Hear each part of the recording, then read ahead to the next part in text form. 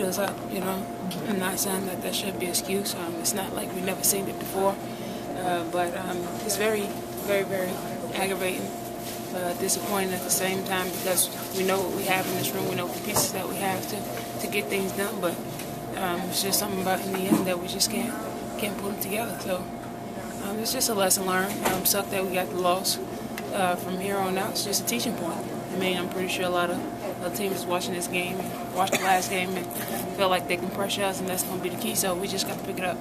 Did you feel that there were similarities between the last game and this game, or did you guys correct some things, better off in this game? Did they do things differently? No, all the same thing. Like I said, it was very physical. Read a lot of their plays. I think our defense was better this game instead of the last game. Your defense? Yeah, as a team, as a unit. We played better defense, but we just got the turnovers killed us tonight too. You know, so just the little things. Like I said, it sucked that we got this loss, but just keep pushing forward from here. You guys want to be a championship caliber team. What is it going to take to get to that level, in your opinion? What's maybe missing at this point? Everybody just to be aggressive. And it just can't be 1 to 3. The whole team just got to come out and be aggressive.